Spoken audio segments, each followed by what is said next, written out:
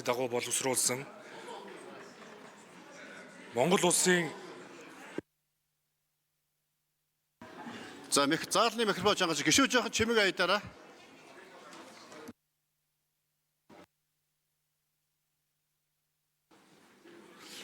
улсын хурлын дарга эрхэм гишүүдээ Монгол улсын төсвийн тухай хууль, төсвийн доктортой байдлын хууль заасны дагуу боловсруулсан Монгол улсын нэгдсэн төсвийн 2027 оны төсвийн хүрээний мэдэгдэл 2028-аас 2029 оны төсвийн төсөөллийн тухай хуулийн төслийг та бүхэн танилцуулж байна.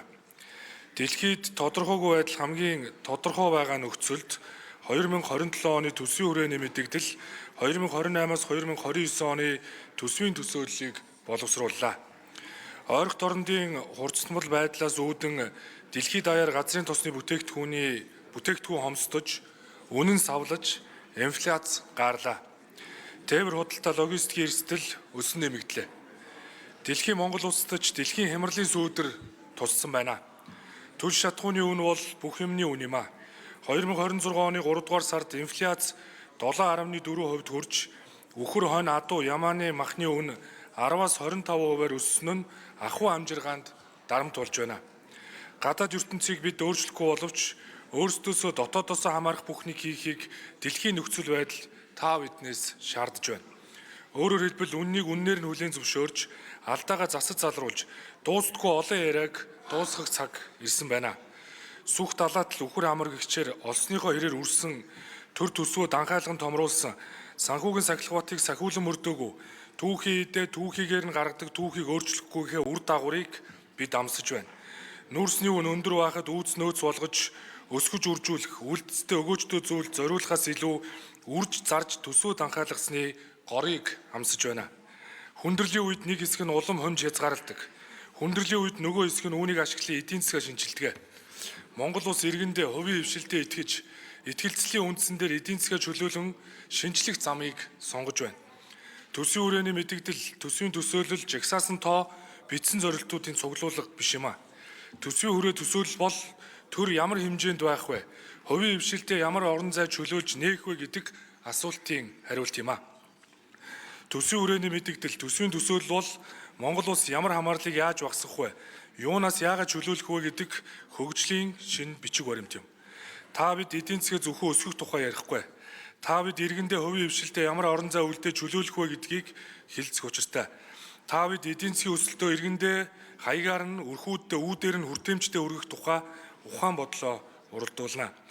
Эмзэг хамаарлаас эдийн засгаа чөлөөлөх, түлш шатхууны үнийн савлгааны хүнд цохилтоос чөлөөлөх, хөдөлмөрлөж бүтээх хүслийг хүнд суртлын чөдөр тушаанаас чөлөөлөх, хөрөнгө оруулалтыг хөөж туудаг тодорхой шийдвэрээс чөлөөлөх гэдэг дуустдаггүй яриаг дуусгах тооцоо төлөвлөгөө юм а. Өгүүлбэртэй бодлогын хариу. 2027 оны төсвийн хүрээ, 2028-аас 2029 оны төсвийн төсөөлөл бол эрх чөлөөний 4 зам 4 чөлөөлийн бодлогын үргэлжлэл юм а.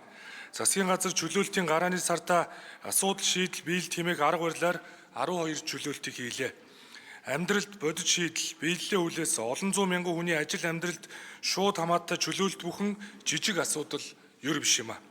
Төр нэргэндээ хувийн хвшилтэд итгэж, итгэлцлийн хариуд итгэл төрж, итгэлцэл үүсэх нь жижиг биш том зах зээлд эерэг дохио өгсөн зөв шийдэл юм. Татвар нийгмийн даатгалын өртөө компаниудын дансыг бүхэлд нь хаадаг системийг өөрчилж 12,153 татвар төлөгчийн битүүмжлэгдсэн дансыг нээж 2021 компани 64.5 тэрбум төгрөгийн өрөөс чөлөөлөгдлөө. Хаах биш нээх тусам итгэлцэл үүсэн бэгчдэг төлөвлөгөөд 7029 хяналт шалгалтыг цуцалж чөлөөллөө. 8 төрлийн 146 бизнесийг зөвшөөрөл биш зөвшөөрөл, хориглолтын цаасан хүнд суртлаас чөлөөлж, цахимаар мэдэгдэж шууд эхэлдэг, төр дараа нь иргэндээ хаягаар нь очиж үйлчилж эхэллээ. Үүний үр дүнг засгийн газар биш, татвар шимтгэлийн өрөөс чөлөөлөгдсөн, үйл ажиллагаагаа сэргээсэн, шинээр эхлүүлсэн олон зуун мянган компани иргэд өөрсдөө батлах болно. Эдийн засгийн судсыг хааж биш нээж, хардаж биш итгэж, цусны эргэлт эрчимжин идэвчнэ. Эдийн засгийн цусны эргэлт бол Монгол хүний хийх ажил, олох ашиг, төлөх татвар, хөдөлмөр, бүтээл юм. 2026 оны төсвийг та бид урт удаан хугацаанд хилэлцэн баталсан. Гэтэл эмч багш нар урам хугарч 2 цалингийн ойлгомжгүй байдалд оржээ. Засгийн газар чөлөөлтийн эхний сарда 39,841 эмч цагаан өмөрөгтөө, 91,499 багш боловсролын салбарын ажилтан албан хаагчдаа цалингийн ойлгомжгүй байдлаас чөлөөлж нэгдсэн нэг системд орууллаа. Төрийн албан хаагчдаа жилд 10-аас 20 удаа гаргадаг бүтээмжийг бууруулсан давхар тайлангаас чөлөөлж once only буюу нэг удаа тайлагнах зарчимд бүрэн шилжлээ. Оросын холбооны улстай идэвхтэй яриа хэлцэл хийсний үр дүнд түлш шатхууны үн огцом өсөх, тасалтал хомсдол нүүрлэх аюул эрсдлээс чөлөөлөгдлөө. Ард иргэд аж ахуй нэгжүүдийн хармаанд түлш шатхуунд энэ онд төлөх байсан 1.8 их 80 төгрөг хэмнэн үлдээж чадлаа. Дэлхийн олон оронд үн угарч өсөж, хэмнэлтийн онцгой горимд орж, урт дараалал үүсснийг та бид гадаад мэдээнээс үзэж байна. Эдийн засгийн чөлөөлт, эрх зүй дүрм журмын чөлөөлт, ногоон хөгжлийн чөлөөлт, авилгын эсрэг, засаглалын чөлөөлтийн хоримтлагдсан асуудлыг онилсон, шийдэл гаргасан, биелэлт болж эхэлсэн олон багц шийдвэрүүдийг цөөнхийг онцлон дурдлаа. Улсын их хурлын дарга эрхэм гишүүдээ. Манай улсын эдийн засаг 2025 онд 6.8%-аар өссөн хэдий ч хөдөө аж ахуй болон оюутлогын баяжмлаас бусад салбарын өсөлт ердөө 3.6% буюу эдийн засгийн бодит хүчин чадлаас доогуур байна. Нийслэлийн өрхийн бодит орлогын өсөлт 2.2 болж удааширч, тэтгэвэр тэтгэмжийн орлого 3.2%-аар буурчээ. Гадаад дотоодын хөрөнгө оруулалт нэмэгдэхгүй байгаа учраас цаашид эдийн засгийн потенциал хүчин чадал сулрах эрсдэл нүүрлэлээ. 2026 оны эхний улиралд нийт импорт 3%-аар буурлаа. Эдийн засаг удааширч байгаа тул бид эдийн засгийн хүндрэл мөчлөг сөрсөн бодлогоо хэрэгжүүлж ажиллана. Улсын их хурлаар хилцүүлэн батлуулахаар өргөн мэдүүлж байгаа энэхүү төсвийн бодлогоч эдийн засгаас сэргээ идэвхжүүлэх, эдийн засгийн цусны эргэлтийг эрчимжүүлэх зорилготой юм а. Бизнес хөрөнгө оруулалтанд тулгамдсан саатыг хүний хийж бүтээх хүслийг хязсан чөдөр тушааг тайлж чөлөөлөх нь итгэлцэл дээр үндэслэн эдийн засгийн цусны эргэлтийг дэмжих бодлогын цөм байна. Улсын их хурл тулгуур 3 үндсэлтэй төсвийн хүрээний мэдээллийг танилцуулж байна. Нэгдүгээрт, энэ бол бодит нөхцөл байдал суурилсан хөөсгүй төсвийн хүрээ. Эдийн засгийн хүндрэл, гадаад орчны эрсдэл, импортын инфляцийн шок бодитоор нүүрлж байгааг харгалзаж тооцлоо. Тулсан бэрхийг туулж давах, мөчлөг сөрсөн, асуудал шийдэл, арга хэмжээнүүд, импортыг идэвхжүүлж, худалдааны эргэлтийг сайжруулах шийдлүүдийг тусгалаа. Хоёрдугаарт, энэ бол өсөлт хөрөнгө оруулалтыг урамшуулсан идэвхтэй төсвийн хүрээ байх болно.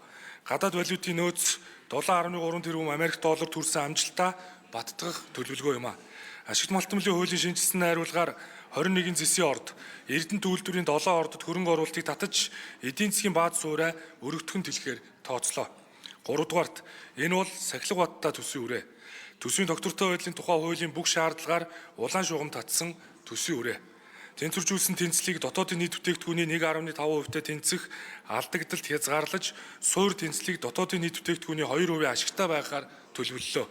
Нэгдсэн төсвийн нийт зарлагын дотоодын нийт бүтээгдэхүүнд эзлэх хэмжээг 2027 онд 31.9%, 2028 онд 30.4%, 2029 онд 28.6% болтол үе шаттайгаар бууруулах болно. Эрхэм гишүүдээ. Төсвийн зардлаа хэмнэж орлогоо нэмэх зорилгоо хатуу баримтлан Монгол Улсын засгийн газар ажиллах болно. Сарын хажуугаар сайн гэдгээ бидэнд сайн мэдээж байна. Экспорт өссөн сайн мэдээ байна. 5 дугаар сарын 6-ны байдлаар экспорт 7.1 тэрбум Америк долларт хүрч өмнөх оныхоос 63%-аар өслөө. Нүүрсний экспортын бие хэмжээ 58%-аар өсөж 40.5 сая тоннд, цэсийн баяжмлын бие хэмжээ 38%-аар нэмэгдэж 926 мянган тоннд хүрээд байна. Ирч дээр ирч нэмж нүүрсний экспортоо 2026 онд 95 сая тонн, 2027 онд 100 сая тонн, 2028 онд 105 сая тонн, 2029 онд 110 сая тоннд хүргэх зорилтыг тавилаа. Экспортын гарц, орлогын орц болсон хэлийн боомтуудаа тасралтгүй найдвартай ажилуулна. Ханг, бичигт, булган боомтуудад лаборатори ухаалаг гарцыг нэн яралтай нэвтрүүлж, гашуун сухад шивээ хүрээнд ажиллах цагийг уртсах зэрэг арга хэмжээг шууд авч хэрэгжүүлж эхлээд байна. Үүний үр дүнд манай улсын эдийн засаг 2027 онд 5.8%-аар, 2028 онд 6%-аар, 2029 онд 6.3%-аар өсөх төсөөлөлтөй байна. Түүхийд гаргадаг түүхийг өөрчлөх, түүнээс хэд хамаарлаа багасгах, байгалийн үүс нөөцтэй үнцийн өртөг ашиг нэмж боловсруулах үйлдвэрүүдийн үүдийг зоригтойгоор нээнэ. Гангийн цогцлбор, зис боловсруулах цогцлбор, нүүрс пиролизийн үйлдвэр, хөнгөн цагааны аж үйлдвэрийн парк зэрэг томоохон төслүүдийг хэрэгжүүлнэ. 15 мянган хүний хийх шинэ ажил авах цалин, шууд ажлын байр, 63 мянган шууд бус ажлын байрыг бий болгоно. Энэ бол тоон биш, чанарын үзүүлэлт юм а. Төр хувийн хвшлийн түншлэл, гадаадын хөрөнгө оруулалт, харилцан ихтгэлцэл дээр үндэслэн засгийн газарт нэмэлт дарамт үүсэхгүйгээр бүтээн босгох болно. Үүний үр дүнд эдийн засаг дахь засгийн газрын өрийн хязгаарыг бид 2027 онд 50%-аас, 2028 онд мөн 50%-аас, 2029 онд 45%-аас хэтрүүлэхгүй байх хүрээгээ тогтоож байна. Улсын их хурлын дарга эрхэм гишүүдээ. Өнөөдөр та бүхний гар дээр очсон баримт бичигт бид үннийг баримталж, алдаагаа хүлээн зөвшөөрж, төсвийн сахилга батыг сахиулан чангатгаж, санхүүгийн шинжилгээг өрнүүлсэн, төрийн хүнд сурталчилан чөдөр тушаанаас бизнес хөрөнгө оруулалтыг чөлөөлсөн, зардлаа эмнэж, орлогоо нэмэх зорилготой төсвийн хүрээний мэдээллийг танилцуулж байна. Төсвийн доктортой байдлыг хангах, төсвийн сахилга бат бодлогын уян хатан байдлыг сайжруулах зорилготой нэмэгдсэн үртгийн албан татврын тухай хуульд өөрчлөлт оруулах тухай хуулийн төсөл, төсвийн доктортой байдлын тухай хуульд өөрчлөлт оруулах тухай хуулийн төслийг дагалдуулан хамтд нь өргөн мэдүүлж байна. Хоорондоо шууд харилцан уялдаатай багц бодлогыг илүү өргөн хүрээнд бүрэн зураглалаар нь харж хэлэлцэн шийдвэрлэнэ гэдэгт итгэлд өгс байна. Бид дэлхийг өөрчлөхгүй боловч өөрчлөгдөж байгаа дэлхийд Монголоо хохирол багтаа авч үлдэж эдийн засгаа хамгаалах үүрэгтэй, иргэндээ, хувийн хвшилтэд, баялаг бүтээгч нарынхаа хий бүтээй гэсэн хүсэл эрмэлзэлд итгэж, итгэлээс итгэлцэлээр эдийн засгаа идэвхжүүлэн цусны эргэлтийг эрчимжүүлэх засгийн газрын үндсэн жанжин шугам үүнд орших болно. Улс төрийн эрх чөлөөг эдийн засгийн эрх чөлөөгөөр баттгаж, улс орны тусгаар тогтнолоо эдийн засгийн эрх чөлөөгөөр гагнах нь та бидний эрхэм дээд эрх ашиг юм а. Бид орлого зарлагаас илүү итгэлцлийг төлөвлөж байна. Тодорхойгүй байдалтай дэлхийд доктортой байдал, харилцан итгэлцлээр бат бөх оршин тогтноцгоё. Улс орныхоо хөгжил, ард түмнийхээ ахуйн амьдралын төлөө бодлого шийдлээ уралдуулцгаая.